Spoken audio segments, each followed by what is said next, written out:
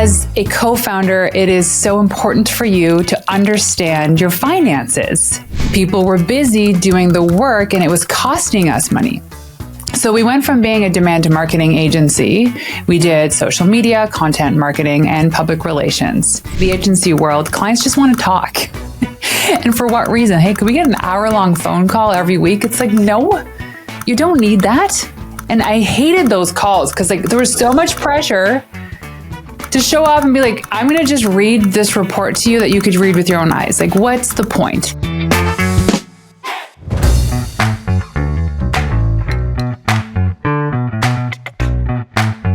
Welcome to Outsource to Profits. I have a fantastic guest. Renée, can you tell the world who you are, what you do, and how you serve this world? Thanks for having me, Jamie. Who am I? I am a recovering PR agency owner. I worked with funded technology startups for 13 years, so I know a thing or two about running an agency and getting PR for technology companies, as well as having 2 babies in the same year as starting that agency. And we quickly grew it to $1 million in revenue with massive profit margins, all from a small town on the East Coast of Canada.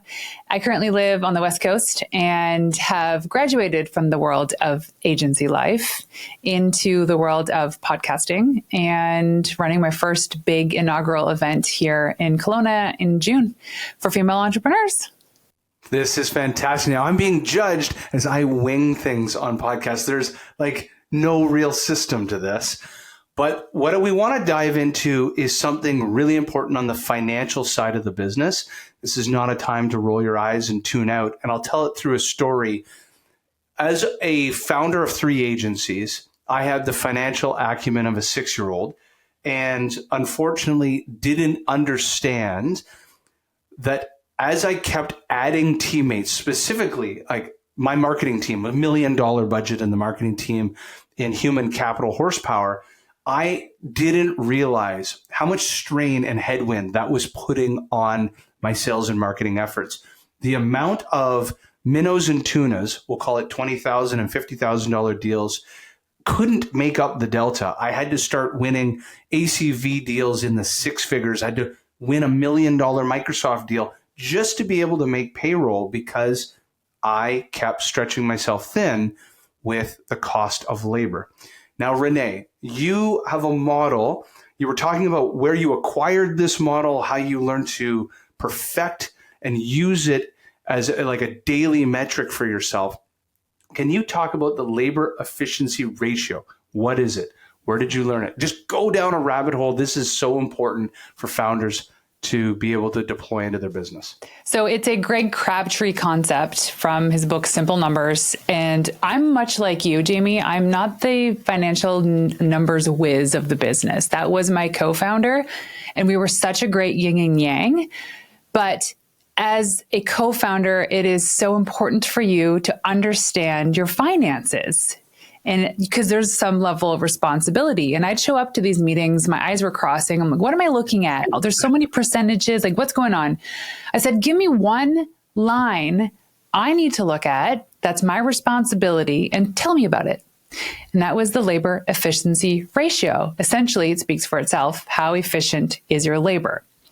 For me, when we did these meetings with our accounting team, it was like, do I need to go and hire somebody else, or am I going to close more deals? So we knew it's like fine tuning.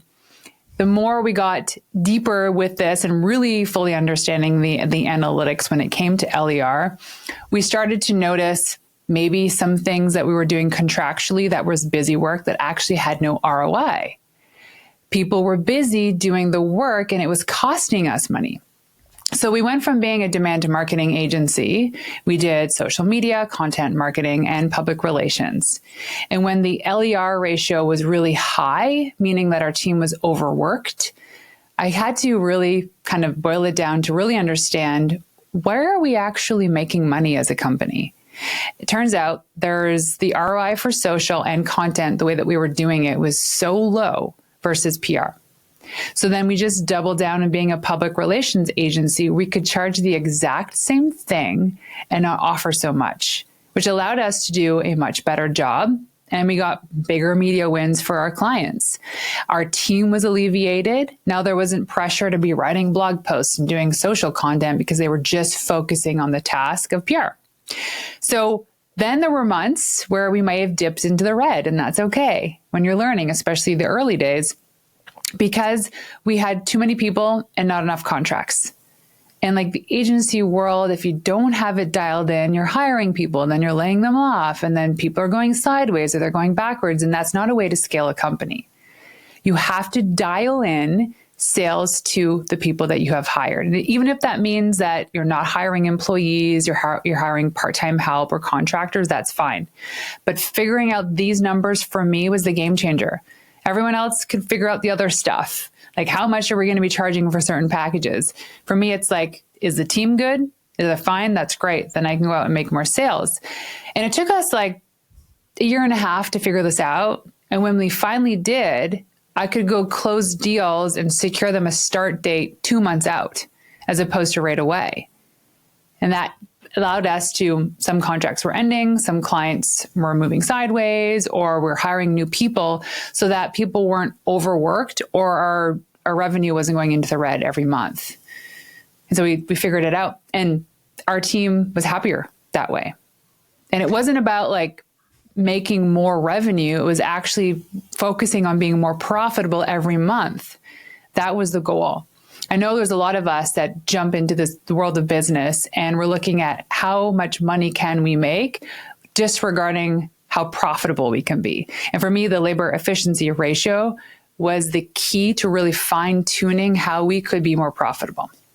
And what I heard is you began that analysis, think of them as cohorts. So you start across the gamut at it's almost like a total gross margin. Let's look at the whole business. Then you dove into product silos. And I heard that you started to see that social media versus PR or other programs had different profit margins. Then I assume you did it at the customer level. Mm-hmm. Then you did it at the product within a customer. So like almost like the projects or the tasks within the customers. Is that how granular you went? Or describe that funnel, that how far down would you go down to the actual employees at the manager level and the employee level? So okay. we were time tracking everything. We had codes for every task. And the first week or so, it was really, really tough for them to remember to time track. But once they finally got into flow, we were using Harvest at the time. I don't know if that still exists. And we would analyze where our team was spending the most amount of time versus what we were charging our client for the work they were completing for that specific code. This is fantastic. Yeah. Sorry? No, this is fantastic. Continue. Sorry. Yeah. So when we noticed that, although maybe our team loved doing content marketing, so we were writing blog posts, writing and managing content for clients for on LinkedIn and all, it was a lot. That's not where we were actually excelling because it was taking a lot of time to complete tasks. So if we charged, as an example, $500 for a blog post, but it's costing us $450 to get it written, that's not a scalable business. Making $50 off a blog post doesn't make any sense. So we went and we time tracked every single thing, and it was tedious because this was all new to us, and we figured it out.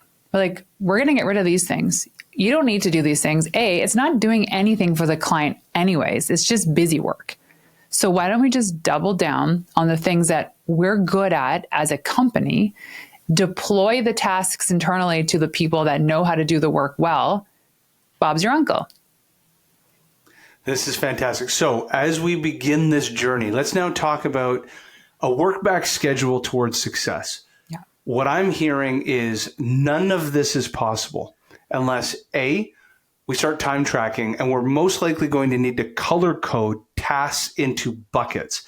Do you mind describing, I would assume you had buckets that were like servicing a customer call versus the creation of the intellectual property or the asset versus the maybe then review process of the asset with the customer. Maybe break down from your world as an agency owner, how you might have been color coding those tasks to be able to separate which are truly cost of delivery versus cost of unnecessary? Yeah. So there were some clients that were on board and they weren't doing social or content. So that was kind of like, that was the tease. When you realize we were doing less work for the same amount of money, you're like, why is this? And we have like our like marquee client was essentially the one that paid the bills. Everyone else was profit. We did a lot for them. So when we looked at, like, for instance, creating contributed content, LinkedIn content, and blog posts for one client, and the delivery for just that, and also the amount of time that is on me and on the client side to actually deliver these things successfully, and the ROI that they got from that, because this meant they're creating the content, we're editing it, sending it to them for approval. They come back with edits. It was just a very long process. And at the end of the day, it's like you get this, 2,000 word blog post. Is it we don't know. Is this even worth it? Should they be focusing their time on something else? Probably. Can someone in-house do this? So we eventually stopped offering it as a service, but for current clients, we did it till their contract was done. So internally, it was like the silos of like social media versus content marketing versus public relations and everything in it. PR for us required the least amount of time internally, as well as the least amount of touch points with the client. Because, in the agency world, clients just want to talk. And for what reason? Hey, can we get an hour-long phone call every week? It's like, no, you don't need that. And I hated those calls because there was so much pressure. Yeah. To show up and be like, I'm going to just read this report to you that you could read with your own eyes. Like, what's the point? We were trying to benchmark against having calls with our clients, against requiring their input. And because we weren't specialized in content or specialized in social media, we were specialized in PR. That's just what we decided to do. And we went from like 15-20% profit margins to some months 60%. That's crazy. And that's like, if that's not an indication as to doing well, then you double click on that. I know there's a lot of people that show up, I think they have to put in more, especially in the world of services. You think you have to offer more to be of value, but it's not true. It's doing one thing really, really well is the best value you could bring. When you think about like a home that's being built, it's not one company that manufactures every single thing going into a home. There are different companies. There's like the foundation, there's the framers, there's the door people, there's the window people. They specialize in their thing. I would not want to hire somebody to build a house that builds windows as well as pours foundation, and they create all the product. It doesn't make sense. So when it comes to like businesses, it's how can you scale? How can you get to a really good profit margin before you start doing anything else? We did it backwards. And if you listen to a lot of private equity podcasts, the first thing they talk about is if you can get gross margins, and gross margins has a waterfalling down to exactly what you're describing, down to a customer project and a specific employee level. If you can get that dialed in, you can have inefficiencies in your cost to customer acquisition, which for some companies, they find it more difficult to win net new business than others. You can have inefficiencies in your operational expenses, like your office space might be an old lease that you're in. You can afford these inefficiencies if your cost of delivery and all the trickling down is in good working order. That's it. Renée, how do people get a hold of you to use you as a resource on this particular topic? And you mentioned you're kind of rolling out this podcast business. Talk a little bit about that as well. Yeah, well, I have a podcast called Into the Wild. It's for female entrepreneurs. It's almost 5 years old. And I've finally monetized it. Okay. Yeah. That's what you meant. Okay. Well, I mean, I know, I finally monetized it. It was a funnel for selling my agency services, but because I no longer do that, there's been this like interesting period, like, what am I doing this for? And we landed sponsors. So it's really cool. I love it. It's been kind of like therapy for me and having great conversations. But I also am hosting the inaugural Pink Skirt Project event in Kelowna, BC this June. 350 women, female entrepreneurs, one room, one day. It's unlike any other business conference or summit. The vision is the Cirque du Soleil for business events. That is fantastic.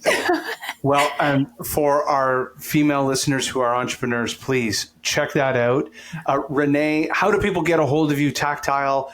Is it through Instagram? Is it an email? What's the call to action? Instagram is probably the best way. Renée, 2 E's, RENEE _Warren, Renée _Warren on Instagram. I answer every single comment and DM that comes in. It's the best way to reach me. Amazing. Thank you so much for being on Outsource to Profits. Thanks for having me, Jamie. Thank you.